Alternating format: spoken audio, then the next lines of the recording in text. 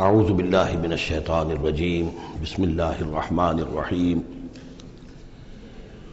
الیہ یرد علم الساعة وما تخرج من ثمرات من اکمامها وما تحمل من انثى ولا تضع الا بعلمه ویوم ینادیہم این شرکائی قالوا آذناک ما منا من شہید وضل عنہم ما كانوا يدعون من قبل وظنوا ما لهم من محیص صدق اللہ العظیم۔ اللہ ہی کے حوالے ہے قیامت کا علم کہ قیامت کب آئے گی۔ وما تخرج من ثمرات، اور جو بھی نکلتا ہے میووں میں سے ان کے غلافوں کے اندر سے، وما تحمل من انثى، اور جو بھی کوئی مادہ اٹھاتی ہے اپنے پیٹ میں حمل، ولا تضع، اور نہ ہی وہ اس کو جنتی ہے، الا بعلمہ، مگر وہ اللہ کے علم میں ہوتا ہے۔ اور اس کو صرف انسانوں پر نہ سمجھیے، تو تمام حیوانات کا معاملہ ہے۔ اسی لیے یہاں پر عورت کا نام نہیں لیا گیا، بلکہ یہ کہ جو بھی من انثى، جو بھی ہے۔ وَيَوْمَ يُنَادِيهِمْ أَيْنَ شُرَكَائِي، اور جب اس دن کے پکارے گا انہیں کہ کہاں ہے میرے وہ شریک، قَالُوا آذَنَّاكَ مَا مِنَّا مِن شَهِيدٍ، تو وہ کہیں گے ہم نے تو آپ سے عرض کر دیا ہے، ہم میں سے کوئی بھی اس کا اقرار نہیں کرتا کہ ہمارا کوئی شریک ہے۔ یعنی یہ کہ اس وقت وہ بالکل ایسے بے بس ہو جائیں گے کہ وہ نہیں کہہ سکیں گے کہ ہم نے واقعتاً کسی کو سمجھا تھا کہ وہ ہمارا سہارا ہوگا۔ وَضَلَّ عَنْهُمْ مَا كَانُوا يَدْعُونَ مِن قَبْلُ، اور گم ہو جائیں گے ان سے، ان کے ہاتھوں کے طوطے اڑ جائیں گے جن کو وہ پکارا کرتے تھے اس سے پہلے۔ وَظَنُّوا مَا لَهُم مِّن مَّحِيصٍ، اور انہیں یقین آ جائے گا کہ اب کوئی خلاصی کی کوئی شکل نہیں ہے، یہاں سے نجات پانے کی کوئی صورت نہیں۔ لا يسأم الانسان من دعاء الخیر، انسان نہیں تھکتا ہے خیر مانگتے ہوئے، اگر اس کے پاس دولت ہے اور مانگے گا، اور نعمتیں ہیں اور مانگے گا۔ وَإِن مَسَّهُ الشَّرُّ، اور اگر کہیں اسے تکلیف پہنچ جائے، فَيَئُوسٌ قَنُوطٌ، تو بالکل مایوس ہو جاتا ہے اور نا امید ہو جاتا ہے۔ وَلَئِنْ أَذَقْنَاهُ رَحْمَةً مِنَّا مِن بَعْدِ ضَرَّاءَ مَسَّتْهُ، اور اگر ہم انہیں اپنی رحمت کا مزہ چکھا دے اس کے بعد کہ اسے کوئی تکلیف پہنچی تھی، لَيَقُولَنَّ هَٰذَا لِي، تو وہ کہے گا یہ تو میرا ہے ہی، یہ تو میری اپنی صلاحیت ہے، میں نے اپنے مسائل کو حل کر لیا، میں نے جتنی بھی مشکلات تھیں میں نے بڑے اپنے ناخن تدبیر سے تمام عقدے حل کر لیے۔ وَمَا أَظُنُّ السَّاعَةَ قَائِمَةً، یہ بالکل وہی الفاظ ہیں کہ جو سورہ کہف میں آئے ہیں کہ دو اشخاص کا مکالمہ ہوا تھا، میں نہیں سمجھتا کہ قیامت وغیرہ کوئی قائم ہونے والی شے ہے۔ وَلَئِن رُجِعْتُ، وہاں رُدِدْتُ ہے، یہاں رُجِعْتُ ہے، اور اگر مجھے لوٹا ہی دیا گیا، گویا کہ بالفرض، جیسا کہ تم کہتے ہو، اگر واقعتاً ہو ہی گیا، اول تو میرا گمان نہیں ہے، یہ ڈکوسلا تھا معلوم ہوتا ہے مجھے، اگر ہو ہی گیا، اِلَىٰ رَبِّي إِنَّ لِي عِندَهُ لَلْحُسْنَىٰ، تو میرے لیے تو پھر وہاں اور اچھائی ہوگی، اس لیے کہ جب یہاں مجھے نوازا ہے، اللہ نے سب کچھ دیا ہے، عزت دی ہے، پیسے دیے ہیں، دولت دی ہے، اولاد دی ہے، تو ظاہر بات ہے کہ میرے اندر کچھ ہے جو اسے پسند آیا ہے، تو یہ کہاں چلا جائے گا؟ میرے اندر جو خیر ہے، جو میرے اندر اللہ تعالیٰ کی محبوبیت کی کوئی چیز ہے، تو وہ وہاں بھی قائم رہے گی اور اللہ تعالیٰ وہاں بھی مجھے دے گا۔ فَلَنُنَبِّئَنَّ الَّذِينَ كَفَرُوا بِمَا عَمِلُوا، تو پھر ہم پوری طریقے سے جتلا دیں گے ان کافروں کو جو کچھ کے عمل انہوں نے کیے ہوں گے۔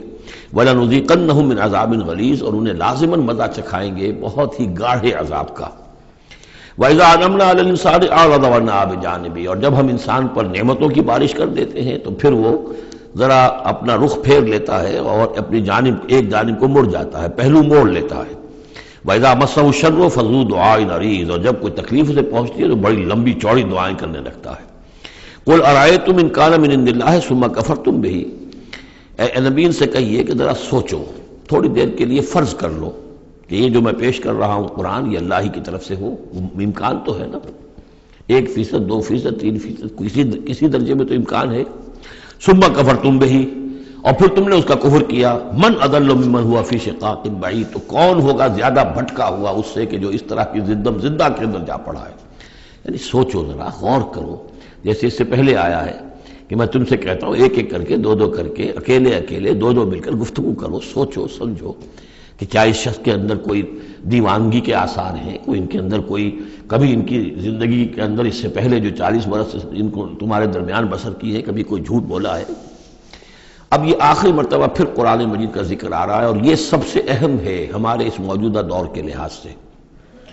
سَنُرِيهِمْ آيَاتِنَا فِي الْآفَاقِ وَفِي أَنفُسِهِمْ حَتَّى يَتَبَيَّنَ لَهُمْ أَنَّهُ الْحَقُّ، ان قریب ہم انہیں دکھائیں گے اپنی آیات، آفاق میں بھی، یہ پوری کائنات جو ہے، آسمان اور زمین، آفاق، وفی انفسہم، ان کی اپنی جانوں کے اندر بھی، حتی یتبین لہم انہ الحق، یہاں تک کہ یہ بات بالکل واضح ہو جائے گی ان کے لیے، مبرہن ہو جائے گی کہ یہ قرآن حق ہے۔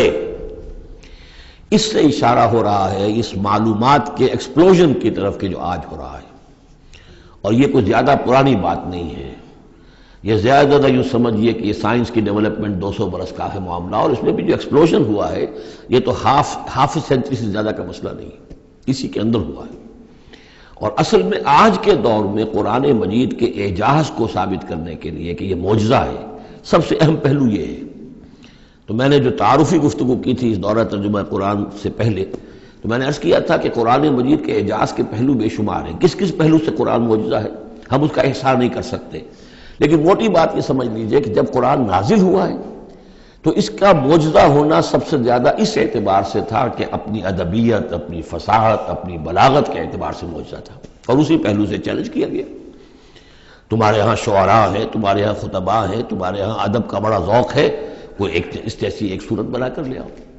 باقی یہ کہ نبی سائنسی معلومات تھی ان کے پاس۔ دوسرے یہ کہ جو فینومینا آف دی نیچر ہے قرآن میں، جو آسمان زمین دیکھو، اب ظاہر بات ہے اس وقت وہ آدمی کیا دیکھ رہا تھا؟ اپنی ننگی آنکھ سے جو کوئی دیکھتا تھا وہی دیکھ رہا تھا نا، لیکن آج انسان دیکھ رہا ہے ٹیلیسکوپس کی مدد سے، آج انسان دیکھ رہا ہے مائکروسکوپس کی مدد سے، الیکٹرانک مائکروسکوپ سے، آج جو انسان کے معلومات کا ذریعہ جو ہے، تو گویا کہ وہ آیات الہیہ جو قرآن مجید میں جن کے اشارے کر دیے گئے، ان کو جو 1400 برس قبل کا انسان دیکھ رہا تھا اور جو انہیں آج کا انسان دیکھ رہا ہے، وہ زمین و آسمان کا فرق ہے۔ اور ہوتے ہوتے یہ ثابت ہوتا چلا جا رہا ہے کہ جو کچھ قرآن مجید نے کہا تھا وہی حق ہے۔ اس میں اگرچہ ابھی کچھ حصے رہ گئے ہیں، لیکن بہت سے پہلو ہیں جو واضح ہو رہے ہیں، اور روزانہ کچھ شکل ایسی آتی ہے کہ جس سے کہ ان سائنسی حقائق سے قرآن مجید کا حق ہونا ثابت ہوتا ہے۔ لہذا آج کے دور میں اس کام کو بہت اہمیت حاصل ہے کہ اس کے لیے محنت کی جائے، کوشش کی جائے۔ اب اتفاق کی بات ہے کہ یہ کام کیا بھی ہمارے ہاں، تو بہرحال جو سب سے بڑی نمایاں کتاب ہے وہ ایک فرینچ سرجن نے کیا، وہ ایمان لے آئے، مورس بکائی، لیکن یہ کہ کسی مسلمان کو یہ توفیق نہیں ہوئی کہ وہ مطالعہ کرتا ان سائنسز کا اور ان کے حوالے سے پھر وہ کمپیریٹو اسٹڈی کرتا بائبل اور قرآن کے مابین، اور پھر کہتا اور دعوے کے ساتھ کہہ سکتا کہ سائنسی جو بھی انکشافات آج تک ہوئے ہیں قرآن کا ایک حرف بھی غلط ثابت نہیں ہوا۔ ہاں، قرآن مجید کے ان الفاظ سے جو معنی پہلے سمجھے گئے تھے جبکہ معلومات کا دائرہ محدود تھا وہ غلط ہو سکتے ہیں، لیکن قرآن کا لفظ غلط ثابت نہیں ہوا۔ آج قرآن کا وہ لفظ زیادہ اجاگر ہو کر، روشن ہو کر، جیسا کہ میں نے آپ سے عرض کیا علقہ، اب علقہ کہاں سے لے آئے؟ اب یہ علقہ فائدہ، فؤاد، فائدہ اس سے ہے، تو یہ چیزیں اب اور زیادہ واضح ہوتی جا رہی ہیں۔ یا کہ تمام اجرام سماویہ کا کل فی فلک یسبحون، جتنا آج معلوم ہے یہ پہلے تو معلوم نہیں تھا۔ کئی دور آئے ہیں، پہلے انسان سمجھتا تھا زمین ساکن ہے، سورج چلتا ہے، پھر سوچا کہ نہیں یہ تو سورج ساکن ہے، زمین چلتی ہے۔ آج ہمیں معلوم ہے کوئی شے ہے ہی نہیں، سکون محال ہے قدرت کے کارخانے میں، کوئی ذرہ بھی جو ہے اندر جو ایک ایٹم ہے وہاں بھی حرکت ہے، وہ نیوٹرونز جو ہے وہ کس طریقے سے چکر لگا رہے ہیں بے تابانہ، حرکت ہی حرکت ہے۔ تو اس اعتبار سے قرآن مجید جدید سائنسی اکتشافات کے ذریعے سے جس طریقے سے اس کے حقائق مبرہن ہو رہے ہیں، اس پر زیادہ توجہ کی ضرورت۔ البتہ اس میں تکلف کرنا اور زبردستی کرنا نہیں، جہاں وہ بات ابھی واضح نہیں ہے صاف مان لو، جو بھی ہم سورہ آل عمران میں پڑھ آئے ہیں کہ یہ بات ابھی واضح نہیں ہے، لیکن ہمیں یقین ہے کل من عند ربنا، یہ سب اللہ کی طرف سے ہے۔ وقت آئے گا کہ ثابت ہو جائے گا کہ جو کچھ قرآن نے جو الفاظ استعمال کیے تھے، جو حقیقت منکشف ہوگی، وہ عین ان الفاظ میں صحیح فٹ ہو جائے گی، اگرچہ ابھی ہم اس کی وضاحت نہیں سمجھ سکتے۔ تو جہاں تکلف نہ کیا جائے، تسنع نہ کیا جائے، کھینچتان نہ کی جائے، یہ نہ کیا جائے، یہ بعض لوگوں نے یہ کیا ہے، لیکن یہ کہ جہاں تک کہ وہ حقائق ثابت ہو چکے ہوں تو ان کو بہرحال استعمال میں لایا جانا چاہیے کہ قرآن مجید کی حقانیت کو اس کے ذریعے سے مبرہن کیا جائے۔ اب دیکھیے یہ لفظ جو آیا ہے سنوریہم، اب سین جب آتا ہے فعل مضارع پر تو وہ مستقبل کی بات بن جاتا ہے، مستقبل میں ہم دکھائیں گے انہیں اپنی نشانیاں۔ اب ظاہر بات ہے سائنس جو ہے وہ اسٹڈی کر رہی ہے، ایکسپلور کر رہی ہے، خلا کو ایکسپلور کر رہی ہے، اور سمندروں میں ایکسپلوریشن ہو رہی ہے، آرکٹک اور انٹارکٹک کی ایکسپلوریشن، کہاں تک انسان پہنچا ہے، کیسی جگہوں میں ڈال کر لوگوں نے جو ہے وہ چیزیں جو ہے معلومات کا خزانہ جمع کیا ہے۔ سنریہم آیاتنا فی الآفاق وفی انفسہم حتی یتبین لہم انہ الحق، یہ بات اور مبرہن ہوتی جائے گی، مزید واضح ہوتی جائے گی، مزید اجاگر ہوتی جائے گی، قرآن حق ہے۔ اولم یکفی بربک انہ علی کل شیء شہید، کیا کافی نہیں ہے یہ بات تیرے رب کے لیے کہ وہ تو ہر چیز پر گواہ ہے، ہر کائنات کی ہر شے اس کی نگاہوں کے سامنے ہے۔ لیکن آج سے 1400 برس پہلے وہ انہی الفاظ میں اس نے بیان کیا تھا جسے اس وقت کا انسان سمجھ سکتا۔ وہ باتیں آج کے حوالے سے جو باتیں آ رہی ہیں وہ بیان کر دی جاتی ہیں، سمجھ میں کس کی آتی نہیں۔ انہم فی مریۃ من لقاء ربہم، آگاہ ہو جا یہ لوگ اپنے رب سے ملاقات کے بارے میں دھوکے میں پڑے ہوئے، شکوک و شبہات میں پڑے ہوئے۔ الا انہ بکل شیء محیط، آگاہ ہو جا وہ ہر چیز پر محیط ہے، ہر چیز کا احاطہ کیے ہوئے ہے۔ سورۃ الشورى، اور یہ سورت جو ہے اب ان 4 سورتوں میں یوں سمجھ لیے کہ کلائمیکس ہے، اس مضمون کا کلائمیکس، نقطہ عروج یہاں آ رہا ہے، اور وہ ہے اجتماعی عملی توحید۔ انسان جو ہے ایک متمدن حیوان ہے، یہ مانتے ہیں سب لوگ، تمدن مل جل کر رہتا ہے، اسے اجتماعی نظام وجود میں آتا ہے۔ اجتماعی نظام کے مختلف پہلو ہم نے شمار کیے ہیں، ایک معاشرتی نظام ہے، اس سے بھی پہلے عائلی نظام ہے، خاندانی نظام ہے، پھر معاشرتی نظام ہے، پھر اقتصادی یا معاشی نظام ہے، پھر سیاسی نظام ہے۔ یہ تمام جو نظام ہیں یہ جب تک کہ اللہ کی حاکمیت کے تابع نہیں ہوتے تو گویا کہ اجتماعی سطح پر تو توحید نہیں ہے، وہ تو شرک ہے۔ پھر افراد جو ہیں اکیلے اس میں ہو سکتے ہیں موحد ہوں، اور وہ کس شکل میں ہوں گے؟ جبکہ وہ تن من دھن اس باطل اور مشرکانہ نظام کا قلع قما کر کے اور وہاں توحید کا نظام قائم کرنے کے لیے لگے ہوئے ہوں، اور انہوں نے اس کے اندر لگا دیے ہوں، تب تو وہ ہے موحد، ورنہ تو وہ مشرک ہے۔ اگر مشرکانہ نظام کو انہوں نے دل سے تسلیم کر لیا، اسی مشرکانہ نظام میں وہ اپنی دوڑ دھوپ کر رہے ہیں پاؤں پھیلانے کے لیے، جائیداد بنانے کے لیے، اپنے کوئی پروفیشن میں شائن کرنے کے لیے، کسی اور معاملے میں ساری بھاگ دوڑ اس کے لیے ہو رہی ہے، اس کا مطلب یہ کہ انہوں نے اس نظام کو ذہناً قبول کر لیا۔ تو جنہوں نے اس طاغوت کو قبول کر لیا انہوں نے اللہ کا انکار کیا، چاہے وہ نمازیں پڑھتے ہوں بلکہ تہجد بھی پڑھتے ہوں۔ تو اقامت دین کی اصطلاح اس صورت میں آ رہی ہے، اور اقامت دین کے موضوع پر یہ قرآن مجید کا ذروۂ سنام ہے۔ بسم اللہ الرحمن الرحیم، حامیم عین سین قاف۔ یہ ویسے تو 2 صورتوں میں سے ایک ہے جس میں 5 حروف آئے ہیں، ایک ہم پڑھ چکے ہیں کاف ہا یا عین صاد، لیکن یہ اس اعتبار سے منفرد ہے کہ حامیم علیحدہ اور عین سین قاف علیحدہ، تو 2 آیتیں اس سورہ مبارکہ کی یہ منفرد ہے کہ جو حروف مقطعات پر مشتمل ہے۔ مجھے اس سورہ مبارکہ سے بھی جو ایک خصوصی مناسبت ہے وہ میں عرض کر ہی دوں کہ سب سے زیادہ تو سورہ حدید، لیکن مکی قرآن میں سورہ حدید کا جو متوازن اور اس کا جو بدل ہے وہ سورہ شورى ہے۔ جو مقام سورہ حدید کو حاصل ہے مدنی قرآن میں، وہی مقام سورہ شورى کو حاصل ہے مکی قرآن میں، اور یہ بھی دیکھ لیجئے کہ تقریباً یہ دگنی ہے اس سے، اس کی آیات ہیں 29، اس کی آیات ہیں 53، اور چونکہ مکی قرآن جو ہے وہ دگنا ہے مدنی قرآن سے اپنے حجم کے اعتبار سے۔ کذالک یوحی الیک والی الذین من قبلک اللہ العزیز الحکیم، کذالک اسی طرح وحی کرتا ہے اللہ اے نبی آپ کی طرف، اور ان لوگوں کی طرف بھی کرتا رہا ہے جو آپ سے پہلے تھے، وہ اللہ جو العزیز ہے الحکیم ہے۔ اب یہ کذالک کس چیز کی طرف اشارہ ہو رہا ہے؟ ایک تو یہ کہ جو بھی لوگ تھے اس وقت ان کے سامنے تھا کہ جس طریقے سے حضور کہتے تھے مجھ پر وحی آئی ہے، اور ایک اس سورہ مبارک کے آخر میں بھی آ جائے گا وحی کی قسمیں، جن کا کہ میں نے اس تعارف قرآن والے لیکچر میں ذکر کیا تھا، تو وہاں آگے جا کر آ جائے گا کہ وحی کس کس طور سے آتی ہے، انسانوں پر آتی رہی ہے۔ تو کذالک کی تشریح اس صورت میں وہاں ملے گی۔ لہو ما فی السماوات و ما فی الارض، اسی کا ہے جو کچھ کہے آسمانوں میں اور جو کچھ کہے زمین میں، وہو العلی العظیم، اور وہ بہت بلند و بالا ہے اور بہت عظمت والا ہے۔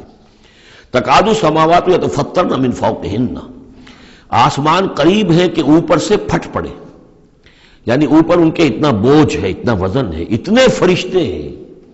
ایک حدیث میں آتا ہے کہ بالشت بھر جگہ بھی خالی نہیں ہے جہاں کوئی نہ کوئی فرشتہ اللہ کا یا سر بسجود نہ ہو یا کھڑا نہ ہو قیام میں اللہ تعالیٰ کے لیے، تو یہ کیفیت ہے وہاں پہ۔ وما یعلم جنود ربک الا ہو، جو تیرے رب کے جو لشکر ہیں انہیں کوئی جانتا ہی نہیں سوائے خود اس کے، تو وہ پھٹ پڑنے کے تیار ہیں۔ بل ملائکۃ یسبحون بحمد ربہم، یہ سورہ مومن میں یہ بات آ چکی ہے کہ فرشتے جو ہیں وہ اہل زمین میں سے جو اہل ایمان ہیں ان کے لیے استغفار کرتے رہتے ہیں۔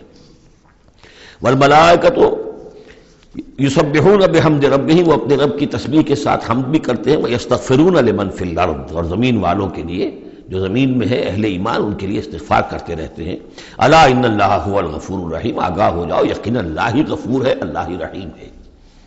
والذین اتخذوا من دونہ اولیاء، اور وہ ہستیاں کہ جنہیں ان لوگوں نے سمجھ لیا اولیاء، حمایتی، مددگار، بچانے والا، شافع، اور ان کے ذریعے سے تقرب حاصل کر لیں گے۔ اللہ حفیظ علیہم، اللہ تعالیٰ خود ان کا بھی نگران اللہ ہے۔ وما انت علیہم بوکیل، اور اے نبی آپ کو ان کے ذمہ دار نہیں ہے۔ وَكَذَلِكَ أَوْحَيْنَا إِلَيْكَ، کذالک پھر آ گیا، جیسے کذالک پہلی آیت میں تھا اور یہ 7ویں آیت میں بھی ہے، اس کذالک کا مفہوم آگے جا کے واضح ہوگا۔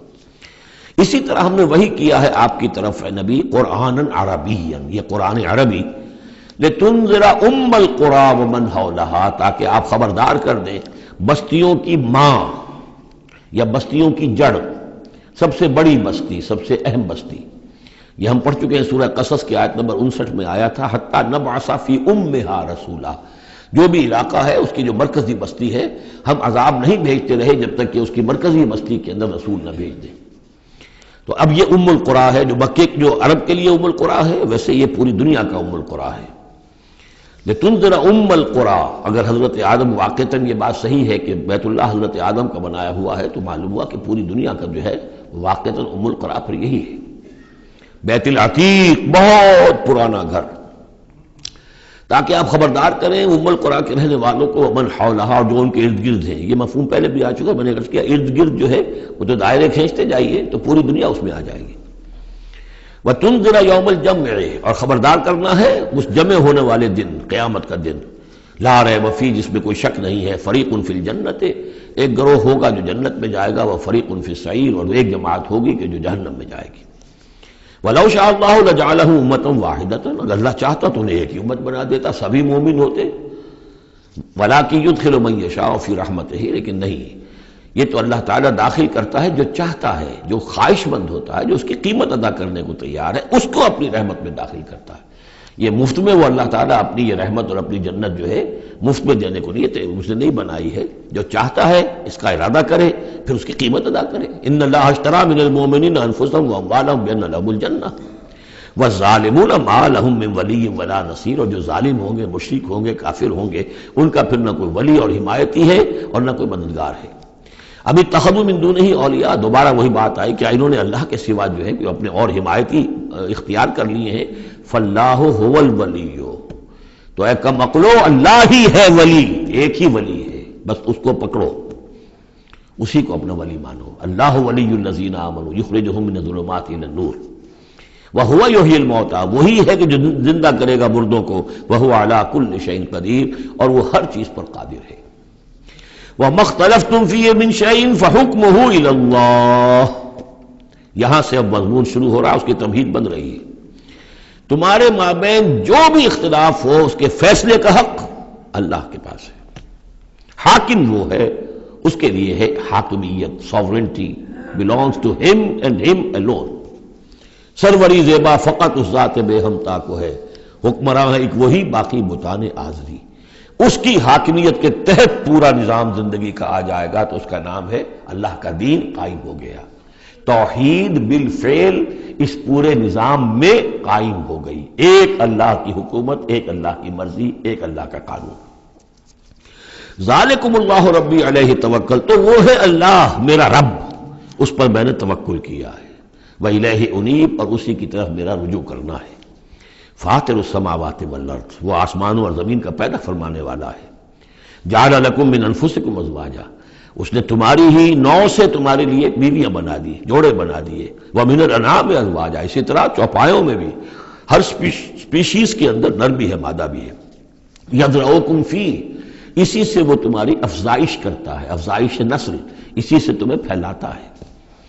لیس کمثلہ شیء، اس کی یونیک ہستی، اس کے مثال کی سی بھی کوئی شے نہیں۔ اب کیا کریں، ایک چیز ایبسلیوٹ نیگیشن کے لیے ہماری زبان میں کوئی اسلوب ہے ہی نہیں، اس جیسی کوئی شے نہیں، اس کی سی کوئی شے نہیں، اس کی مثال کسی بھی کوئی شے نہیں. اب یہ اس سے زیادہ یہ اور اس کے اندر ایمفیسس کا ایبسولوٹلی یونیک، لا مثل له ولا مثال له ولا ضد له ولا ضد له، وہ جو بھی آپ الفاظ جتنے بھی جمع کرتے جائیں گے. وَهُوَ السَّمِيعُ الْبَصِيرُ، اور وہی ہے سب کچھ سننے والا اور سب کچھ دیکھنے والا. لَهُ مَقَالِيدُ السَّمَاوَاتِ وَالْأَرْضِ، اسی کے لیے ہیں آسمانوں اور زمین کی تمام کنجیاں. یبسط الرزق لمن یشاء، وہ بچھا دیتا ہے اور کھول دیتا ہے، بسط وسیع کر دیتا ہے، کشادہ کر دیتا ہے رزق کو جس کے لیے چاہتا ہے، وَيَقْدِرُ، اور جس کے لیے چاہتا ہے ماپ تول کر راشننگ کر کے دینا شروع کر دیتا ہے. انہ بکل شیء علیم، اور یہ بھی اس کے علم پر ہے کہ کس کے لیے یہ بہتر ہے، کس کے لیے وہ بہتر ہے، وہ ہر چیز کا جاننے والا ہے. اب جو آیت آ رہی ہے وہ اس سورہ مبارکہ کا کلائمیکس ہے، اور اس موضوع پر قرآن مجید کا کلائمیکس ہے، اقامت دین کے موضوع پر. شرع دین، اے محمد پر ایمان لانے والو، اے مسلمانوں، تمہارے لیے اللہ نے دین میں وہی شے معین کی ہے ما وصی بہ نوحا، جس کی وصیت کی تھی نوح کو، والذی اوحینا الیک، اور جس کی وحی کی ہے ہم نے اے محمد آپ کی طرف. کیونکہ پہلے خطاب ہے لکم، شرع لکم، یہاں امت سے خطاب ہو رہا ہے. شرع لکم، بس صرف فرق یہ کہ یا ایھا الذین آمنوا یا نہیں آیا. یہ مکی صورتوں کے مزاج کا تقاضا ہے کہ وہ نہ آئے، لیکن جمع کے سیغے سے واضح کر دیا کہ باقی جگہ ہم دیکھ رہے ہیں کہ واحد کے سیغے میں خطاب کر کے اور بالواسطہ امت، یہاں امت سے خطاب ہے. شرع لکم من الدین، تمہارے لیے دین میں وہی شے مقرر کی ہے ما وصی بہ نوحا، جس کی وصیت کی تھی اس نے نوح کو، والذی اوحینا الیک، اور جس کو کی وحی کی ہم نے محمد آپ کی جانب صلی اللہ علیہ وسلم، وما وصینا بہ ابراہیم و موسیٰ و عیسیٰ، اور جس کی وصیت ہم نے کی ابراہیم کو اور موسیٰ کو اور عیسیٰ کو. ان اقیموا الدین، کہ دین کو قائم کرو. دین ایک تو معلوم ہوا اس آیت سے کہ دین سب کا ایک ہے. دین نوح کا اور حضور کا اور ابراہیم کا اور موسیٰ کا، عیسیٰ کا علیہم الصلاۃ والسلام ایک ہی ہے. دین تو ایک ہی ہے. ان ھذہ امتکم امۃ واحدۃ وانا ربکم فاعبدون، دین تو ایک ہی ہے. شریعتیں مختلف ہیں لیکن دین کو قائم کرو. موسیٰ کے دور میں ان پر یہ فرض تھا کہ دین کو قائم کرو، اس کے لیے لڑو، جاؤ، جنگ کرو اور اس خطہ زمین کو حاصل کرو جس پر اللہ کا دین قائم کر سکو. تو صحیح سب کی یہی تھی، جد و جہد یہی تھی. توحید کا وہ تقاضا تھا کہ صرف انفرادی طور پر، اول تو یہ کہ صرف عقیدے میں نہیں، اپنے بھی عمل میں توحید جو ہے قبول کرو اور اختیار کرو، اور عمل میں بھی صرف انفرادی نہیں، اجتماعی توحید کو برپا کرنے کے لیے، قائم کرنے کی جد و جہد کرو. ان اقیموا الدین ولا تتفرقوا فیہ، دین میں تفرقے میں مبتلا نہ ہو جاؤ. الذین فرقوا دینہم، یہ ہم پڑھ چکے ہیں. دین کو پھاڑ دینا کہ زندگی کے ایک حصے میں اللہ کا حکم مانا جا رہا ہے، دوسرے حصے میں کسی اور کا مانا جا رہا ہے، یہ تفرقہ. یا دوسرا تفرقہ کہ آپ اختلاف کر سکتے ہیں کہ رفع یدین زیادہ ثابت ہے، میں کرتا ہوں. کسی کی رائے ہے کہ نہیں، امام ابو حنیفہ کا موقف جو ہے وہ زیادہ صحیح ہے، وہ نہیں کرتا، کوئی حرج نہیں. لیکن دین میں، دین ایک ہے، دلیل ہوگی اللہ اور اس کے رسول کی. دین میں فرق نہیں ہے. وہ تو چاہے حنفی ہیں، مالکی ہیں، شافعی ہیں، حنبلی ہیں، سلفی ہیں، دین تو سب کا ایک ہے، اسلام. اسی طرح شریعت موسوی اور بھی کسی اور کی ہوگی، شریعت محمدی، دین سب کا ایک. اس میں تفرقہ نہیں ہونا چاہیے. دین کو قائم کرنے کی جد و جہد کرو. ولا تتفرقوا فی، دین میں تفرقہ نہ ہو. یہ ہے وہ اقامت دین کی فرضیت.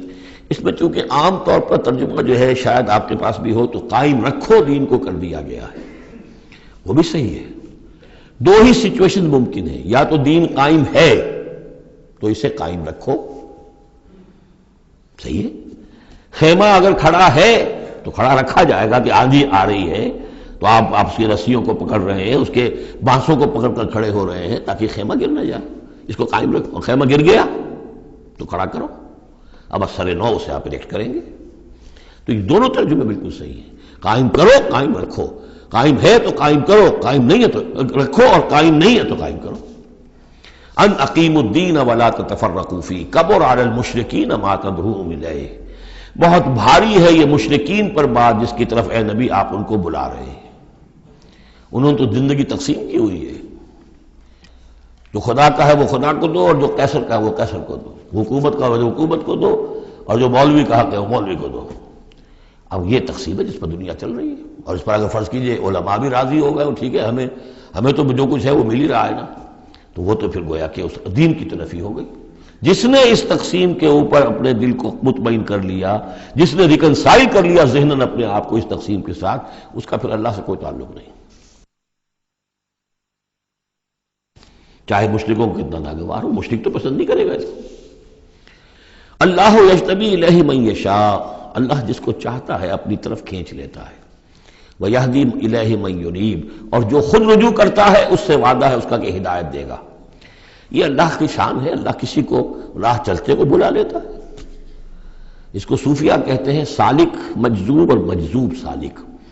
کچھ لوگ ایسے ہوتے ہیں کہ جو بڑی محنت کرتے ہیں، مشقت کرتے ہیں، سلوک طے کر رہے ہیں، روحانی منزلیں طے کر رہے ہیں، پھر کہیں جا کر وہ ایسی جگہ پر پہنچے کہ وہ کہہ سکتے ہیں کہ ہاں آپ کسی مقام پر آ گئے ہیں، اللہ کا کوئی قرب حاصل ہو گیا۔ ایک وہ ہوتے ہیں جنہیں اللہ پہلے کھینچ کے اپنے قریب کر لیتا ہے پہلے، اور پھر وہ سلوک طے کرتے ہیں، تو کچھ لوگ اس قسم کے ہوتے ہیں۔ صدیقین جو ہیں وہ سالک مجذوب ہیں، شہداء جو ہیں وہ مجذوب سالک ہیں، کھینچ لیا حضرت عمر کو اللہ تعالیٰ نے۔ ان کے اپنے مزاج کی وہ کیفیت تھی نہیں، ان کو بالکل مزاج ہی اور تھا، ان کی دلچسپی ہی اور تھی، وہ تو کھینچ لیا۔ وَمَا تَفَرَّقُوا إِلَّا مِن بَعْدِ مَا جَاءَهُمُ الْعِلْمُ بَغْيًا بَيْنَهُمْ، اور انہوں نے تفرقہ نہیں کیا اور یہ نہیں تقسیم ہوئے مگر اس کے بعد کہ ان کے پاس علم آ چکا تھا۔ اب یہ جو اقامت دین کا دعوت لے کر حضور کھڑے ہوئے تو ایک تو ان کے مخاطبین مشرک تھے، فرمایا کہ اے مشرک، اے نبی صلی اللہ علیہ وسلم، یہ مشرکین کے لیے تو ہے ہی بہت مشکل بات کہ آپ کی بات کو قبول کر سکے، کبر علی المشرکین ما تدعوہم الیہ، تو بہت بعید ہے اس سے۔ البتہ آپ کو اگر یہ خیال ہو کہ یہ اہل کتاب جو ہے یہ تو واقف ہیں اللہ سے، کتاب سے، تورات سے، انجیل سے، اور یہ تو قیامت کو بھی مانتے ہیں، فرشتوں کو مانتے ہیں، سب کچھ مانتے ہیں، یہ تو آسانی سے مان لیں گے، یہ بھی امید نہ رکھیے آپ۔ یہاں حضور کو بتایا جا رہا ہے کہ آپ ایسی توقعات نہ رکھیں، اس لیے کہ ان لوگوں نے تفرقہ ڈالا ہے جبکہ ان کے پاس حق آ چکا تھا۔ کس لیے؟ وَمَا تَفَرَّقُوا إِلَّا مِن بَعْدِ مَا جَاءَهُمُ الْعِلْمُ بَغْيًا بَيْنَهُمْ، یہ آپس میں زندم زدہ ہے، آپس میں کون اوپر اور کون نیچے کی بحث میں یہ پڑے ہوئے ہیں، تو یہ آپ کو کیسے اوپر مان لیں گے؟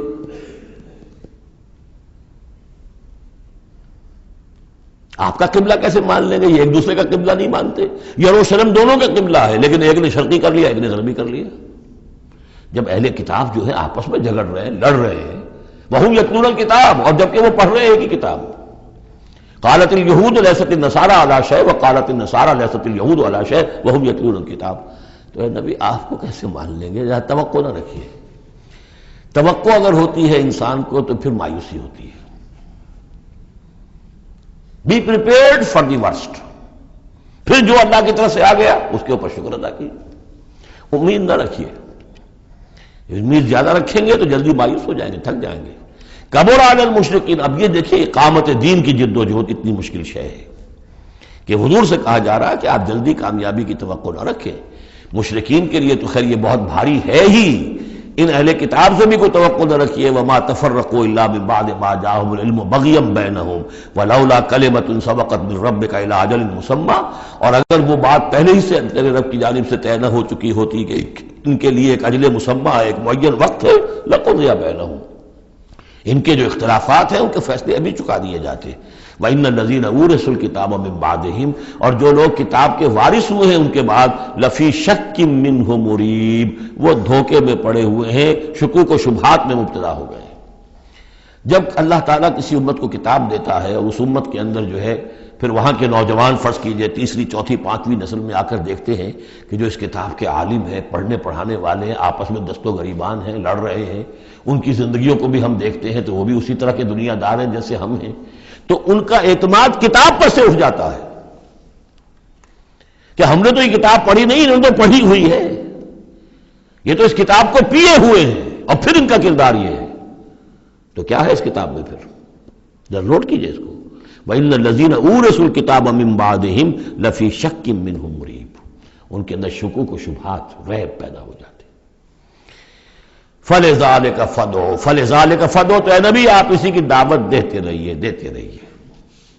ذالکہ کا اشارہ کدھر ہوگا؟ ان اقیم الدین، اقامت دین کی دعوت دیتے رہیے، دیتے رہیے۔ وَاسْتَقِمْ كَمَا أُمِرْتَ، آپ کو اقامت دین کا حکم دیا گیا ہے، دین کو غالب کرنے کی جد و جہد کے لیے آپ کو بھیجا گیا ہے، آپ اسی پر جمے رہیے. Never settle for anything less. یہ تو چاہیں گے کمپرومائز کرنا، وَدُّوا لَوْ تُدْهِنُوا فَيُدْهِنُونَ، یہ کافر تو چاہیں گے کہ آپ ذرا نرم پڑے تو وہ بھی نرم پڑ جائیں، لیکن آپ نہیں، آپ کھڑے رہے. الحق من ربکم، سورہ کہف میں ہم پڑھ چکے ہیں، الحق من ربکم فمن شاء فلیؤمن ومن شاء فلیکفر. یہ حق ہے تمہارے رب کی طرف سے، جو چاہے پورے پر ایمان لائے، جو چاہے چھوڑ دے، دفع ہو جائے. اللہ کو تمہاری ضرورت نہیں ہے، تمہیں اللہ کی ضرورت ہے. فلذلک فادع واستقم کما امرت ولا تتبع اهواءهم، ان کی خواہشات کی پیروی نہ کیجیے. یہی بات ہے جو پھر آگے سورہ بقرہ میں آئی. آگے اس لیے کہہ رہا ہوں کہ نازل تو بعد میں ہوگی نا، ابھی 5-6 سال کے بعد نازل ہوگی سورہ بقرہ. لن ترضى عنك اليهود ولا النصارى حتى تتبع ملتهم. اے نبی، یہودی اور نصرانی آپ سے راضی نہیں ہوں گے جب تک کہ آپ ان کی پیروی نہ کریں. وہ تو کہیں گے ہمارے پیچھے چلو، ہماری گدیاں ہیں، ہماری خانقاہیں چلی آ رہی ہیں، ہمارے مدرسے ہیں، ہمارے یہاں پہ یہ جو ہے مسندیں ہیں ہمارے پیچھے چلو، ہم تمہارے پیچھے کیوں چلیں. بڑی اہم ہے یہ 3 آیتیں، بڑی اہم ہے، بڑی اہم ہے. شرع لکم من الدین سے شروع ہو کر اور یہ 15ویں آیت، فلذلک فادع واستقم کما امرت ولا تتبع اهواءهم وقل آمنت بما انزل اللہ من کتاب، اور کہہ دیجئے کہ میرا ایمان تو ہے اس کتاب پر جو اللہ نے نازل کی ہے. یہ گویا کہ خلاصہ آ گیا یہ سورہ حامیم سجدہ کا، وہ کتاب 6 دفعہ جو کتاب کا ذکر اس میں آیا ہے. اس کی دعوت ہے تو اس کتاب کے ذریعے سے، استقامت ہے تو اس کتاب کو پڑھنے سے استقامت ہوگی. اتل ما اوحی الیک من کتاب ربک واقم الصلاۃ ان الصلاۃ تنہی عن الفحشاء والمنکر وَأُمِرْتُ لِأَعْدِلَ بَيْنَكُمْ، اور کہہ دیجئے مجھے حکم ہوا ہے تمہارے مابین عدل قائم کروں. تم مجھے کوئی واعظ نہ سمجھو، واعظ گو، واعظ قصہ گو، واعظ کہنے کے لیے آئے، اچھی باتیں کہیں، لوگ بھی گردن جھکا کے سن لیتے ہیں. یہ بھی واعظ کہہ کے چلے جائیں گے، کچھ خدمت کر دیں گے ان کی، کچھ پیسے ان کو ہم دے دیں گے، اللہ خیر صلی اللہ، ایک محفل ہم نے منعقد کر لی، ثواب ہو گیا. باقی نہ وہ کہتے ہیں کہ حرام خوری چھوڑو، نہ ہم نے چھوڑنی ہے، کام وہی کرنا ہم نے جو ہم کر رہے ہیں. ہاں مجلس ہم نے کر لی، عید میلاد منا لی ہم نے، اتنا بڑا جلوس کر لیا، اتنے بڑے بڑے علماء آ گئے اس کے اندر اور بڑا عمدہ ہمارا شو ہو گیا، ٹھیک ہے. تو میں وہ نہیں ہوں. حضور نے فرمایا مجھے حکم ہوا ہے عدل قائم کروں. جیسے کہ حضرت ابو بکر نے کہا تھا، لوگوں جب بیعت خلافت ہوئی ہے تم میں سے ہر کمزور میرے نزدیک قوی ہوگا جب تک کہ اسے اس کا حق دلوا نہ دوں، اور ہر قوی ضعیف ہوگا جب تک کہ اسے حق وصول نہ کروں. عدل کو قائم کرنے کے لیے مجھے بھیجا ہے. وَأُمِرْتُ لِأَعْدِلَ بَيْنَكُمْ اللہ ربنا وربکم. ویسے اللہ ہمارا بھی رب ہے، تمہارا بھی رب ہے. لنا اعمالنا ولکم اعمالکم، ہمارے لیے ہمارے اعمال ہے، تمہارے لیے تمہارے اعمال ہے. لا حجت بیننا، آپس میں حجت بازی کرنے کا کوئی فائدہ نہیں. اللہ یجمع بیننا، اللہ ہمیں جمع کر دے گا، یا تو اس دنیا میں جمع کر دے گا. یہ ان لوگوں سے بات کہی جا رہی ہے جو کچھ نسبتاً قریب ہوتے ہیں. وہ کہتے ہیں نہیں اس طرح نہ کرو، اس طرح کر لو، مقصد تو تمہارا ٹھیک ہے، طریقہ کار یہ نہیں، یوں کرو. کہیے بھائی دیکھیے ہمارے سامنے جو طریقہ کار ہے ہم اس پر کام کر رہے ہیں، ہمیں وہی صحیح معلوم ہو رہا ہے. آپ کو کوئی اور اچھا لگتا ہے آپ اس پر کام کیجیے، اس میں حجت بازی کیا ضرورت ہے. آپ بھی مخلص ہیں، ہم بھی مخلص ہیں، مقصد ہمارا ایک ہے، آج نہیں تو کل جمع ہو جائیں گے. یا آپ پر واضح ہو جائے گا کہ ہمارا طریقہ کار غلط تھا، یا ہم پر واضح ہو جائے گا کہ ہم نے جسے صحیح سمجھا تھا وہ غلط تھا، جڑ جائیں گے. جب تک آپ سمجھ رہے ہیں کہ آپ کا طریقہ کار صحیح ہے، ہم سمجھتے ہیں کہ ہمارا طریقہ کار صحیح ہے، آپ اس پر عمل کیجئے، ہم اس پر عمل کریں گے. اللہ ربنا وربکم لنا اعمالنا ولکم اعمالکم لا حجت بیننا وبینکم اللہ یجمع بیننا. اللہ ہمیں جمع کر دے گا، آج نہیں تو کل، کل نہیں تو پرسوں. جیسے مینا سے چلتے ہیں قافلے، لاکھوں قافلے ہوتے ہیں جو چلتے ہیں، اور وہ 8 9 10 سڑکیں ہیں. سڑکیں کیا ہیں؟ وہ سب کے سب فٹ بال کے گراؤنڈز ہیں، چل رہے ہیں قافلے، لیکن سب سڑکیں جو ہیں وہ کنورج کر رہی ہیں عرفات پر. جیسے جیسے قافلے بڑھ رہے ہیں وہ سڑکوں کے مابین فاصلے کم ہو رہے ہیں. تو اگر تو ہماری منزل واقعی اقامت دین ہے تو چاہے ہم اس سڑک سے آ رہے ہیں چاہے اس سڑک سے آ رہے ہیں، آگے پہنچ جائیں گے. اللہ یجمع بیننا، میدان عرفات میں تو ہم جمع ہو جائیں گے نا. اور بالفرض اگر دنیا میں ہم جمع نہ ہوئے، الیہ المصیر، ایک دن تو آنا ہے نا قیامت کا، جب اللہ کی طرف اللہ کی عدالت میں کھڑے ہوں گے. وہاں تو ایک جگہ ہوں گے کہ نہیں؟ وہاں دودھ کا دودھ پانی کا پانی علیحدہ ہو جائے گا۔ والذین یحاجون فی اللہ من بعد ما استجیب لہ حجتہم داحضۃ عند ربہم، اور وہ لوگ جو اللہ کے بارے میں حجت بازی ہی میں لگے رہے اس کے بعد بھی کہ بہت سے لوگوں نے اس کی دعوت پر لبیک کہہ دی ہے، یعنی السابقون الاولون میدان میں آ گئے ہیں، اور اب تو انتظار ہے کہ والذین تبعوہم بإحسان، اب لوگ آئیں، جوق در جوق آئیں، فوج در فوج آئیں، لیکن جو لوگ اب بھی کھڑے ہوئے حجت بازی کر رہے ہیں، حجتہم داحضۃ عند ربہم، ان کی حجت بازی ان کے رب کے نزدیک بالکل پسپا ہے، پادر ہوا ہے، اس کی کوئی حیثیت ہی نہیں۔ وعلیہم غضب، اور ان پر اللہ کا غضب ہے، ولہم عذاب شدید، اور ان کے لیے سخت عذاب ہے۔ اللہ الذی انزل الکتاب بالحق والمیزان، یہ کتاب اور میزان ایک آیت میں جمع یا یہاں ہے یا سورہ حدید میں ہے۔ سورہ حدید کی آیت نمبر 25، لقد ارسلنا رسلنا بالبینات وانزلنا معهم الکتاب والمیزان لیقوم الناس بالقسط، یا یہاں ہے اللہ ہی ہے جس نے اتاری ہے کتاب بھی حق کے ساتھ اور میزان۔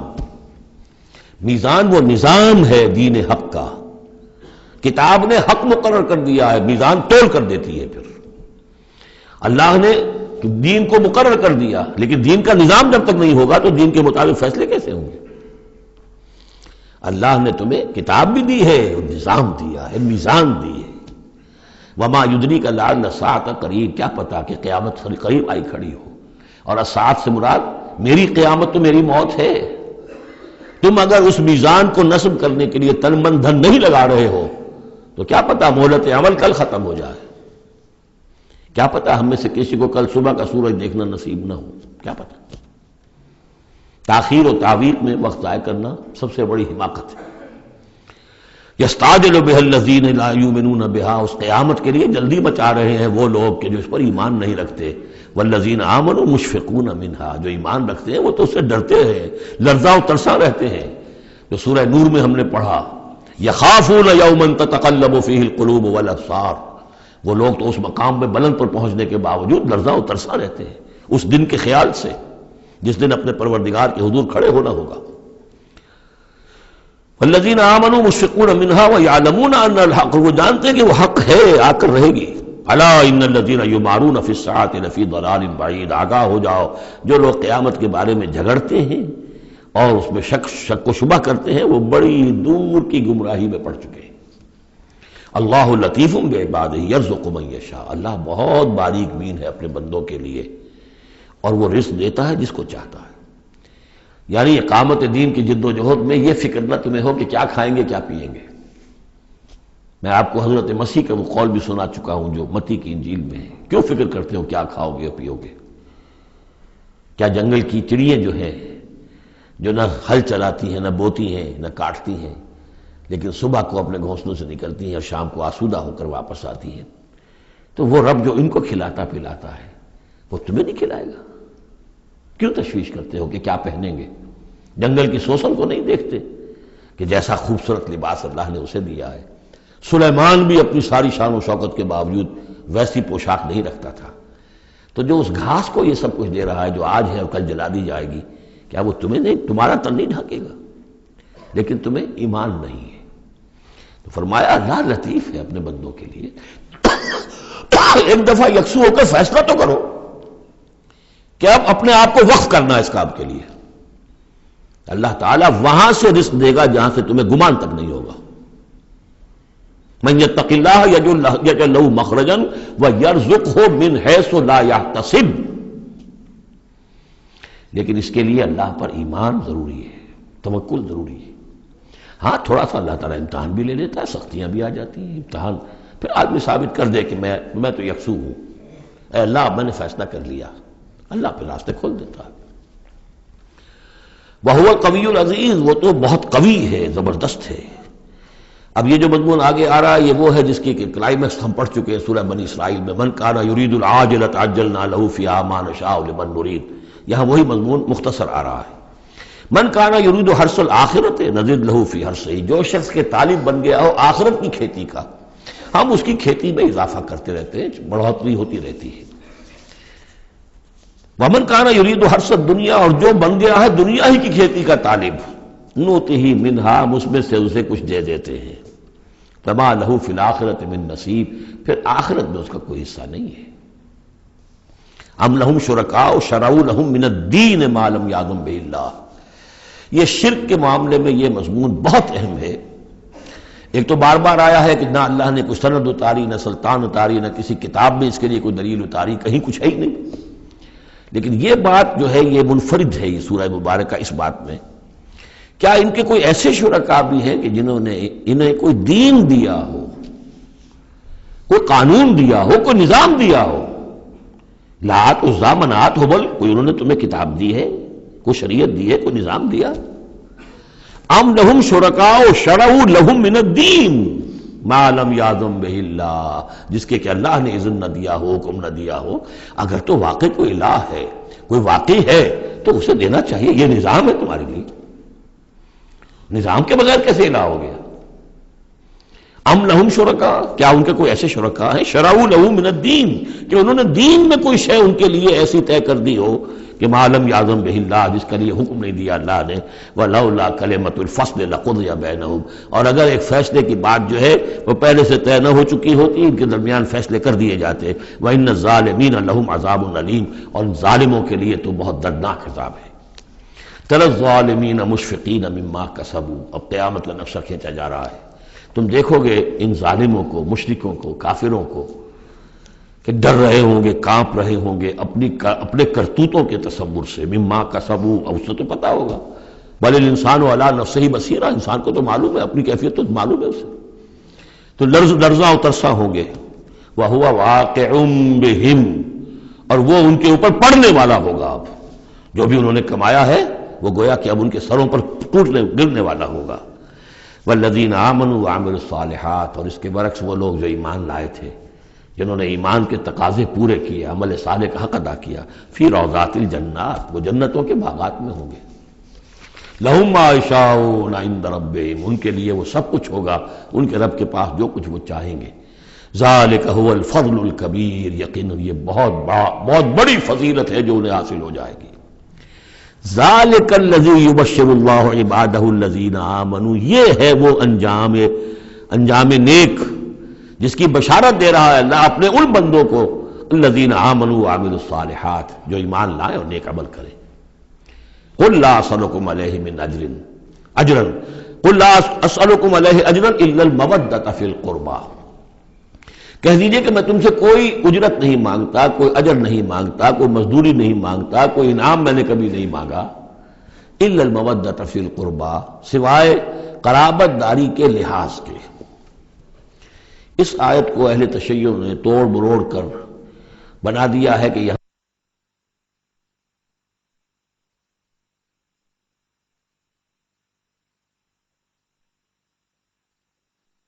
میں اہل تشیع نے اس کے مفہوم کو توڑ مروڑ کر بہت غلط اس سے نتیجہ نکالا ہے، اور وہ یہ کہ اے نبی کہہ دیجئے کہ میں تم سے کوئی اجر طلب نہیں کرتا سوائے اس کے کہ میرے قرابت داروں سے محبت کرو، یعنی اور اس میں خاص طور پر چونکہ ان کے لیے جو ہے وہ حضرت علی، حضرت فاطمہ اور حضرات حسنین رضی اللہ تعالیٰ عنہم اجمعین، ان کا خاص طور پر یہ کہ ان سے محبت جو ہے یہ مراد ہے یہاں پر۔ حالانکہ اس کا مفہوم بالکل جدا ہے کہ میں تم سے کوئی اجر تو نہیں مانگتا، لیکن یہ کہ میں تم سے یہ ضرور چاہتا ہوں کہ قرابت کا لحاظ تو کرو، میں آخر تمہارے کنبے کا آدمی ہوں، قبیلے کا آدمی ہوں، تم جو کچھ میرے ساتھ کر رہے ہو، جو عرب کی ایک تہذیب ہے، اس کا ایک کلچر ہے، قرابت کا جو لحاظ ہوتا ہے وہ تو کرو۔ تمہارا جو طرز عمل ہے اس میں تو گویا کہ تم نے ان ساری ہی جو بھی ہماری روایات میں سے جو اچھی چیزیں تھیں، میری زدم زدہ میں، میرے شقاق میں آ کر تم نے سبھی کو نظر انداز کر دیا ہے۔ بس یہ ہے اس کا مفہوم۔ قل لا اسألکم علیہ اجرا الا المودۃ فی القربى ومن یقترف حسنۃ نزد لہ فیہا حسنا، اور جو کوئی بھی کوئی بھلائی کمائے گا تو ہم اس کے لیے اس میں اور بھلائی میں اضافہ کرتے رہیں گے۔ ان اللہ غفور شکور، یقیناً اللہ تعالیٰ غفور ہے اور شکور ہے۔ ام یقولون افترى علی اللہ کذبا، کیا ان کا یہ خیال ہے کہ یہ قرآن محمد نے خود گھڑ کر صلی اللہ علیہ وسلم اللہ تعالیٰ کی طرف منسوب کر دیا ہے؟ فَإِن يَشَإِ اللَّهُ يَخْتِمْ عَلَىٰ قَلْبِكَ۔ اب یہاں پہ خطاب حضور سے کرتے ہوئے اللہ تعالیٰ فرما رہے ہیں کہ اے محمد اگر ہم چاہیں، اگر اللہ چاہے تو آپ کے قلب کے اوپر مہر کر دے، یعنی پھر یہ کہ یہ جو آپ کے پاس وحی آ رہی ہے وہ وحی نہیں آ سکے گی، یعنی وحی کا آنا جو ہے اس میں آپ کے اختیار کو سرے سے یہ دخل بھی نہیں ہے۔ کجا یہ کہ آپ اس کو بنائیں، گھڑیں اور اس کو خود تصنیف کریں، یہ تو بالکل خالصتاً آپ کے لیے وہبی شے ہے۔ اگر ہم چاہیں، اللہ چاہے تو یہ کہ اسی طرح جیسے کہ سورہ بنی اسرائیل میں آ چکا ہے کہ ہم چاہیں تو لَنَذْهَبَنَّ بِالَّذِي أَوْحَيْنَا إِلَيْكَ، پھر ہم لے جائیں، سلب کر کے لے جائیں آپ سے اس وحی کو، اور قرآن مجید آپ کے سینے میں سے ہم سلب کر لیں، اختیار مطلق ہمارا ہے۔ ان کو بتایا جا رہا ہے کہ اس میں محمد الرسول اللہ صلی اللہ علیہ وسلم کا شخصی طور پر کوئی دخل نہیں۔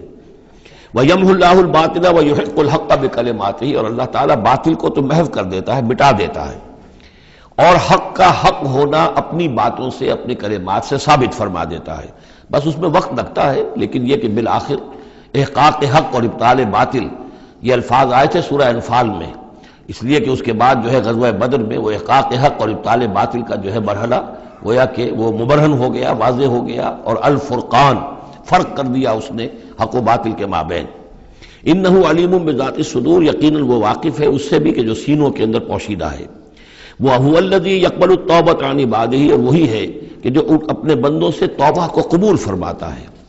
وَيَعْفُو عَنِ السَّيِّئَاتِ، اور ان کی بہت سی برائیوں سے عفو درگزر سے بھی کام لیتا ہے بہت سی برائیوں کے بارے میں۔ وَيَعْلَمُ مَا تَفْعَلُونَ، اور جو کچھ تم کرتے ہو وہ اس کے علم میں ہے۔ وَيَسْتَجِيبُ الَّذِينَ آمَنُوا وَعَمِلُوا الصَّالِحَاتِ وَيَزِيدُهُم مِّن فَضْلِهِ، اور جو لوگ ایمان لائے ہوں اور ایمان ان کے ساتھ نیک عمل کر رہے ہوں ان کی وہ دعائیں سنتا ہے، قبول فرماتا ہے، اور انہیں اپنے فضل سے اور دیتا ہے، مزید ان کے اندر، ان کے ایمان اور اعمال کے اندر ترقی فرماتا ہے۔ والکافرون لہم عذاب شدید، اور جہاں تک کافروں کا تعلق ہے ان کے لیے تو پھر بہت سخت سزا ہے۔ وَلَوْ بَسَطَ اللَّهُ الرِّزْقَ لِعِبَادِهِ لَبَغَوْا فِي الْأَرْضِ، اگر اللہ تعالیٰ نے اپنے بندوں کے لیے زمین میں رزق کو کھول دیا ہوتا، خزانے جو ہے بہت کشادہ کر دیتا، ہر ایک کو بالکل با فراغت ہر وقت بسہولت رزق مل رہا ہوتا، تو پھر تو یہ زمین میں اور زیادہ سرکشی کرتے۔ ابھی ان کا حال یہ ہے کہ محنت کرنی پڑتی ہے، مشقت کرنی پڑتی ہے، تب ان کو 2 وقت کی روٹی ملتی ہے، تب تو ان کی سرکشی کا یہ عالم ہے۔ وَلَوْ بَسَطَ اللَّهُ الرِّزْقَ لِعِبَادِهِ لَبَغَوْا فِي الْأَرْضِ وَلَٰكِن يُنَزِّلُ بِقَدَرٍ مَّا يَشَاءُ، لیکن اللہ تعالیٰ نازل کرتا ہے اندازے کے مطابق جو چاہتا ہے۔ انہ بعبادہ خبیر بصیر، یقیناً وہ اپنے بندوں کے حالات سے باخبر بھی ہے اور دیکھ بھی رہا ہے۔ وہو الذی ینزل الغیث، اور وہی ہے کہ جو بارش برساتا ہے، من بعد ما قنطوا، جبکہ وہ مایوس ہو چکے ہوتے ہیں، یعنی موسم گزر رہا ہے اور بارش نہیں ہوئی ہے تو دلوں کے اوپر جو ہے مایوسی کے سائے گہرے ہوتے جا رہے ہیں، لیکن اچانک پھر اللہ تعالیٰ بارش برسا دیتا ہے۔ وَهُوَ الَّذِي يُنَزِّلُ الْغَيْثَ مِن بَعْدِ مَا قَنَطُوا وَيَنشُرُ رَحْمَتَهُ، اور بارش کے برسنے سے پھر اس کی رحمت جو ہے وہ پھیل جاتی ہے، عام ہو جاتی ہے، اس کا بستر بچھ جاتا ہے۔ وَهُوَ الْوَلِيُّ الْحَمِيدُ، اور یقیناً وہی ہے کہ جو پشت پناہ ہے، مددگار ہے، حامی ہے، اور اپنی ذات میں ستودہ صفات ہے، اسے کسی حمد کی حاجت نہیں ہے۔ وَمِنْ آیَاتِهِ خَلْقُ السَّمَاوَاتِ وَالْأَرْضِ، اور اس کی نشانیوں میں سے ہے آسمان اور زمین کی تخلیق۔ وَمَا بَثَّ فِيهِمَا مِن دَابَّةٍ، اور یہ کہ ان دونوں میں جو اس نے جاندار پھیلا دیے ہیں۔ ظاہر بات ہے کہ آسمانوں میں فرشتے ہیں، زمین میں آپ کو معلوم ہے حیوانات ہیں، حشرات الارض ہیں، طرح طرح کے جاندار ہیں، اور پھر انسان ہیں۔ وَهُوَ عَلَىٰ جَمْعِهِمْ إِذَا يَشَاءُ قَدِيرٌ، اور وہ جب بھی چاہے گا ان کو جمع کرنے پر قادر ہے، چاہے وہ پھیل گئے ہیں، پوری زمین میں پھیل گئے ہیں، آسمانوں میں پھیلے ہوئے ہیں، لیکن جب اللہ چاہے گا انہیں جمع کر لے گا۔ وَمَا أَصَابَكُم مِّن مُّصِيبَةٍ فَبِمَا كَسَبَتْ أَيْدِيكُمْ، اور تم پر جو کوئی بھی مصیبت آتی ہے تو در حقیقت وہ تمہارے اپنے ہاتھوں کے کرتوتوں کی وجہ سے۔ وَيَعْفُو عَن كَثِيرٍ، اور بہت سے تمہاری جو خطائیں ہیں ان سے تو اللہ تعالیٰ عفو کرتا رہتا ہے، معاف کرتا رہتا ہے، تمام غلطیوں پر نہیں پکڑتا، البتہ کچھ غلطیوں کے اوپر اس کا خمیازہ کچھ تھوڑا بہت تمہیں اس دنیا میں بھی دکھا دیتا ہے۔ وَمَا أَنتُم بِمُعْجِزِينَ فِي الْأَرْضِ، اور تم اللہ تعالیٰ کو نہ تو زمین کے اندر ہرا سکتے ہو، شکست دے سکتے ہو، اور گویا کہ یہاں پر مخفف معنی ہے ولا فی السماء، جس طرح کہ اس سے پہلے آ بھی چکا ایک مقام پر، نہ آسمان میں، یعنی یہ کہ اللہ تعالیٰ کی مشیت کو کوئی شخص جو ہے اس کو شکست نہیں دے سکتا، اس کی اپنی تدبیر ہے، وہ فعال لما یرید ہے، جو ارادہ کر لیتا ہے کر گزرتا ہے۔ وما لکم من دون اللہ من ولی ولا نصیر، اور نہیں ہے تمہارے لیے اللہ کے سوا کوئی ولی اور نہ مددگار۔ ومن آیاتہ الجوار فی البحر کالأعلام، اور اس کی نشانیوں میں سے وہ جہاز بھی ہیں جو چلتے ہیں دریاؤں میں اور سمندر میں، اور ایسے ہیں جیسے پہاڑ ایسے جہاز، بڑے بڑے جہاز۔ ان یشاء یسکن الریح، اگر اللہ چاہے تو وہ ہوا کو کھڑا کر دے، ہوا کو ساکن کر دے، اس لیے کہ ظاہر بات ہے یہ بادبانی جہاز ہوتے تھے جو چلتے تھے اور ہوا ہی انہیں لے کر چلتی تھی۔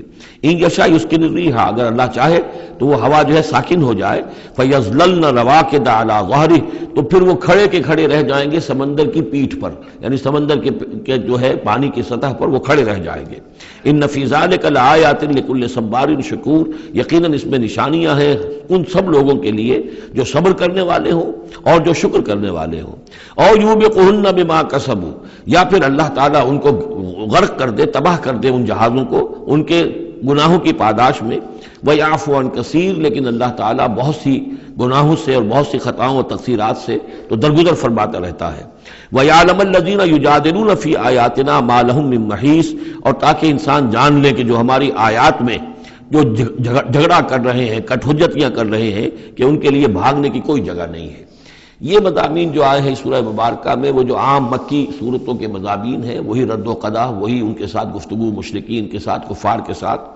لیکن اب اس صورت کا اقامت دین، جو اس کا جو اصل جو ایکسس ہے، اس کا جو عمود ہے، اس کے اعتبار سے دوسرا نہایت اہم مقام اب آ رہا ہے۔ 8 آیات ہیں۔ اقامت دین کی جد و جہد کرنے والوں میں کیا اوصاف ہونے چاہیے؟ اگر یہ اوصاف نہیں ہوں گے تو وہ اقامت دین کی جد و جہد نہیں کر سکیں گے۔ تو یہاں پر نقشہ کھینچا جا رہا ہے اس سیرت کا، اس کردار کا، کہ جو لوگ یہ طے کر لیں کہ ان صلاتی و نسکی و محیایا و مماتی للہ رب العالمین، جو اصولی طور پر ایک عزم کر لیں کہ اب ہمیں اپنی بہترین توانائیاں اور قوتیں صرف کرنی ہے اللہ کے دین کو قائم کرنے کے لیے، تو ان کے اندر کیا اوصاف پیدا ہونے چاہیے۔ وہ جو علامہ اقبال کا ایک بڑا سادہ سا شعر ہے، ہو صداقت کے لیے جس دل میں مرنے کی تڑپ، پہلے اپنے پیکرے خاکی میں جاں پیدا کرے۔ تو یہ اوصاف اپنے اندر پیدا کرو تاکہ تم اقامت دین کی جد و جہد کے لیے واقعتاً موضوع ہو سکو۔ پہلی بات، فما اوتیتم من شیء فمتاع الحیات الدنیا، جو شے بھی تمہیں دنیا میں دی گئی ہے بس وہ دنیا کی زندگی کا ساز و سامان ہے، برتنا ہے۔ وما عند اللہ خیر وابقی، اور جو کچھ اللہ کے پاس ہے وہ خیر ہے اور باقی رہنے والا ہے۔ للذین آمنوا وعلی ربہم یتوکلون، ان لوگوں کے لیے کہ جو ایمان رکھتے ہو اور اللہ پر، اپنے رب پر توکل کرے۔ یعنی پہلی بات یہ کہ دنیا و ما فیہا سے ان کا قلبی تعلق جو ہے وہ اس طرح کا ہو جائے کہ اس کی کوئی اہمیت اور وقت ان کے دل میں نہ رہے، اور انہیں یقین ہو جائے کہ اصل میں ہمارا مطلوب آخرت ہے، ہمیں جو چاہیے وہ آخرت ہے، اور اس کی طلب ان کے دل کے اندر راسخ ہو چکی ہو۔ جب تک یہ بے رغبتی نہیں ہوگی دنیا سے، اگر کہیں بھی یہ دنیا کی محبت جو ہے کہیں وہ لگی ہوئی ہے، پھانس آپ کے دل میں چبھی ہوئی ہے، تو ہو سکتا ہے کہ وہ کہیں اڑنگا لگائے گی اور آپ جو ہے اپنے خیال میں تو بڑی ترقی کر رہے ہیں اقامت دین کی جد و جہد میں، لیکن کہیں وہ ایسی اڑنگا لگائے گی کہ اور بھی منہ نیچے گریں گے۔ پہلا فیصلہ یہ ہے کہ آدمی طے کر لے کہ میں طالب آخرت ہوں یا طالب دنیا ہوں، اور نمبر 2 یہ کہ توکل اللہ پر۔ یہ ایک آیت کے اندر یہ 2 شرطیں آئی۔ اب آگے چلیے، والذین یجتنبون کبائر الاثم والفواحش، اور وہ لوگ کہ جو اجتناب کرتے رہیں بڑے بڑے گناہوں سے اور بے حیائی کے کاموں سے۔ ظاہر بات ہے کہ اپنی سیرت کو ان چیزوں سے اگر پاک نہیں کریں گے تو اس قدم میں، اس میدان میں آگے نہیں بڑھ سکتے۔ لیکن یہاں دوبارہ نوٹ کر لیجئے کہ یہی مضمون سورہ نساء میں آ چکا ہے، ان تجتنبوا کبائر ما تنہون عنہ نکفر عنکم سیئاتکم وندخلکم مدخلا کریما۔ دوسری مرتبہ اب یہاں آ گیا ہے، یعنی یہ کہ اقامت دین کے جو جد و جہد کرنے والے ہوں انہیں کبائر کے بارے میں اصل میں زیادہ حساس ہونا چاہیے۔ صغائر کے معاملے میں جس قدر زیادہ حساس ہم ہو گئے ہیں وہ اصل میں ایک بالکل غلط رخ ہے۔ صغائر کے بارے میں کم اور کبائر کے بارے میں ہو اصل۔ صغائر تو از خود بھی ان الحسنات یذهبن السیئات، جو نیکیاں ہم کرتے ہیں اس سے خود بخود بھی وہ ایسے صغیرہ گناہ جو ہے معاف ہوتے چلے جاتے ہیں، لیکن ہو جاتا ہے الٹا برعکس ہو جاتا ہے معاملہ کہ ایک آدمی ان چیزوں میں تو بہت ہی جزرس ہو جائے اور بہت ہی باریک بین ہو جائے، لیکن جو حضرت مسیح کے الفاظ ہیں کہ مچھر تو چھانتے ہو اور سموچے اونٹ نکل جاتے ہو، یہ صورتحال جو ہے یہ بڑی ہی یوں سمجھیے کہ پیتھولوجیکل کنڈیشن ہے، یہ بیماری کی صورت ہے۔ یہ ہے کہ بڑے بڑے گناہوں سے اپنے آپ کو پاک کرو اور فواحش سے اور بے حیائی سے۔ وَإِذَا مَا غَضِبُوا هُمْ يَغْفِرُونَ، اور یہ کہ اگر کبھی کہیں غصہ آ جائے، جیسا کہ ہم پڑھ چکے ہیں سورہ حامیم سجدہ میں بھی کہ وَإِمَّا يَنزَغَنَّكَ مِنَ الشَّيْطَانِ نَزْغٌ، وہ اگر شیطان کی کوئی چھوت لگنے ہی لگے تو فوراً اللہ کی پناہ طلب کرو. وَإِذَا مَا غَضِبُوا هُمْ يَغْفِرُونَ جب انہیں غصہ آتا ہے تو اس غصے کو ڈھانپ دیتے ہیں، غصے کو پی جاتے ہیں. غفر کے معنی ڈھانپ دینا ہے. ویسے اس کے جو عام ترجمہ ہے معاف کر دیتے ہیں، بجائے اس کے کہ غصے میں کسی پر حملہ کریں اور کسی سے انتقام لیں، بلکہ اس کے اندر عفو کی صورت ہو جب غصہ آئے. ایک ہے سوچ سمجھ کر کوئی اقدام کرنا ہے، کوئی آپ نے چیلنج کرنا ہے کسی باطل کو اور اس میں کوئی آگے بڑھ کر آپ کو اقدام کرنا ہے، وہ اور بات ہے. ایک ہے کہ غصے میں آ کر کوئی اقدام کیا جائے.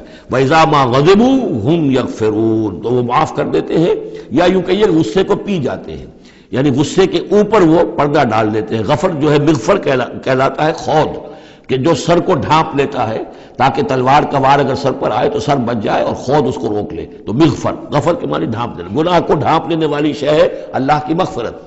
اسی طریقے پر یہ کہ وہ غصے کو پی جانے والا. وَالْكَاظِمِينَ الْغَيْظَ یہ ہم پڑھ چکے ہیں سورہ آل عمران میں. نمبر آگے چلیے وَالَّذِينَ اسْتَجَابُوا لِرَبِّهِمْ اور وہ لوگ کہ جنہوں نے اپنے رب کی پکار پر لبیک کہا. وہ پکار کون سی ہے؟ اس سورہ مبارکہ میں اب تک صرف ایک فعل امر آیا ہے جمع کے صیغے میں، ان اقیم الدین، اور ایک فعل نہیں آیا ہے جمع کے صیغے میں ولا تتفرقوا فی. پوری صورت میں اب تک نوٹ کر لیجئے گا جا کر. تو یہ پکار اللہ کی کون سی ہے؟ اقیم الدین ولا تتفرقوا فی. اسی کے لیے کہا تھا حضور سے فلذالک فدعوا، اسی کی دعوت دیتے رہیے. آپ کی دعوت اقامت دین کی دعوت ہو. یہ آپ کی کسی جزوی شے کے اوپر آپ جو ہے وہ ہیمر نہ کر رہے ہو، کسی جزوی سی شے کو آپ نے ہدف نہ بنا لیا ہو. اصل ہدف اقامت دین. فلذالک فدعوا واستقم کما امرت ولا تتبع اهواهم. اب یہاں فرمایا والذین استجابوا لربهم، جنہوں نے اپنے رب کی پکار پر لبیک کہا، واقاموا الصلاۃ اور نماز قائم کی، اور وامرهم شورى بینہم. چونکہ اب اجتماعی زندگی ہے، جماعتی زندگی ہے، اس میں مشاورت کا نظام ہونا چاہیے کہ وہ جو فیصلے کریں، جو قدم اٹھائیں، وہ باہمی مشاورت سے ہوں. یہ بھی روح جب تک کہ اس اجتماعیت کے اندر نہیں ہوگی باہمی مشاورت کی، اور یہ کہ کوئی ایک شخص سمجھے کہ بس ہر معاملے کے اندر مجھے اپنی مرضی چلانی ہے، تو ظاہر بات ہے کہ پھر وہ کام آگے نہیں چلے گا. ہم پڑھ آئے ہیں کہ حضور سے یہاں تک کہا گیا ہے کہ یہ جن صحابہ سے خطا ہوئی ہے، غلطی ہو گئی ہے، ان کو بھی آپ وَشَاوِرْهُمْ فِي الْأَمْرِ فَاعْفُ عَنْهُمْ وَاسْتَغْفِرْ لَهُمْ وَشَاوِرْهُمْ فِي الْأَمْرِ. حالانکہ ان سے خطا ہوئی ہے، غلطی ہوئی ہے، لیکن پھر بھی آپ انہیں اپنے مشوروں میں شامل رکھیے. اس لیے کہ اس سے دلجوئی ہوتی ہے، ساتھیوں کے اندر میوچول کانسیپٹ ڈیولپ ہوتا ہے، ایک کانفیڈنس ڈیولپ ہوتا ہے، اور وہ سمجھتے ہیں کہ ہماری بھی بات سنی جاتی ہے.